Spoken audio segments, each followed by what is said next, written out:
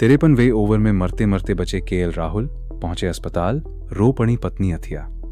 हाँ दोस्तों, श्रीलंका के खिलाफ गॉल इंटरनेशनल स्टेडियम में खेले जा रहे पहले टेस्ट मैच के पहले ही दिन ऐसा दिल दहला देने वाला और खौफनाक हादसा हुआ है जिसने पूरे क्रिकेट जगत को हिलाकर रख दिया है। शानदार फॉर्म में बल्लेबाजी कर रहे और शतक के बेहद करीब पहुंच चुके अनुभवी भारतीय बल्लेबाज केएल राहुल 53वें ओवर के दौरान अचानक इतनी भयानक और असहनीय शारीरिक तकलीफ का शिकार हो गए कि वो मैदान के बीचों बीच दर्द से तड़पते हुए नीचे गिर पड़े।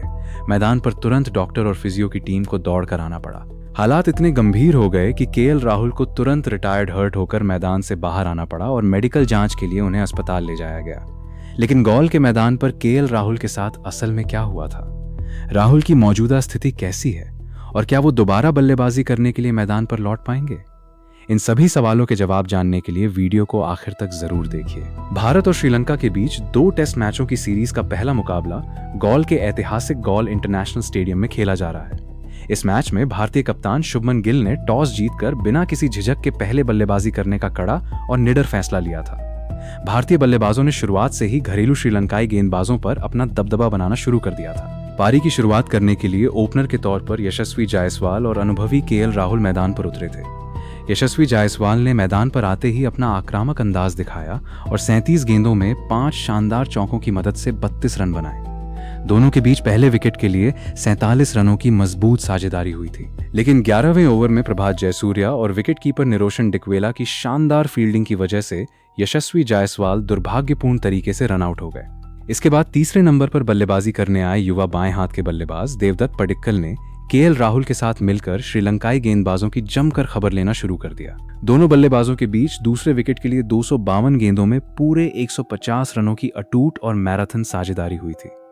देवदत्त पडिक्कल ने शानदार और निडर बल्लेबाजी करते हुए 130 गेंदों में 9 चौकों और एक गगनचुंबी छक्के की मदद से 98 रन बनाए थे और वो अपने शतक से महज 2 रन दूर थे। वहीं दूसरी तरफ क्रीज पर डटे केएल राहुल ने भी अपनी क्लासिक बल्लेबाजी का शानदार प्रदर्शन करते हुए 162 गेंदों में 9 चौकों और एक छक्के की मदद से 77 रनों की शानदार पारी खेली थी। भारतीय टीम ने 55.5 ओवर की समाप्ति तक सिर्फ एक विकेट खोकर 216 रन बना लिए थे और मैच पर अपना दबदबा पूरी तरह मजबूत कर लिया था। लेकिन जब भारतीय टीम मजबूत स्थिति में थी तभी 53वें ओवर के बाद गॉल के मैदान पर ऐसा दर्दनाक और डरावना दृश्य देखने को मिला जिसने हर किसी की सांसें रोक दी। टी ब्रेक के बाद जब खेल दोबारा शुरू हुआ तब केएल राहुल क्रीज की तरफ दौड़ कर आ रहे थे। ठीक उसी समय 53वें ओवर के दौरान केएल राहुल अचानक अपना दाहिना हाथ पकड़कर भयानक दर्द से तड़पने लगे। राहुल ने अंपायर की तरफ इशारा करते हुए बताया कि उनका दाहिना हाथ पूरी तरह जकड़ गया है और वो बेहद असहनीय दर्द में है। श्रीलंका के कप्तान धनंजय डी सिल्वा ने खेल भावना दिखाते हुए केएल राहुल के दाहिने हाथ को खींचकर स्ट्रेच करने की कोशिश की, लेकिन स्थिति सुधरने के बजाय और खराब हो गई। केएल राहुल के बाएं हाथ की उंगलियों और पूरे शरीर में भयानक और जानलेवा जैसे क्रैम्प्स और ऐंठन होने लगी। राहुल दर्द की वजह से लड़खड़ाने लगे और मैदान पर ही नीचे झुककर गिर पड़े। डिहाइड्रेशन और असहनीय दर्द की वजह से राहुल का शरीर कांपने लगा था। मैदान पर पूरी तरह सन्नाटा छा गया। दोनों टीमों के खिलाड़ी और अंपायर घबराकर राहुल के पास दौड़कर आए। तुरंत भारतीय फिजियो और डॉक्टरों की मेडिकल टीम मैदान पर पहुंची। फिजियो ने बाउंड्री लाइन के पास ही राहुल को प्राथमिक उपचार देने की कोशिश की, लेकिन राहुल इतनी भयानक तकलीफ में थे कि वो ड्रेसिंग रूम की सीढ़ियों तक भी ठीक से नहीं चढ़ पा रहे थे।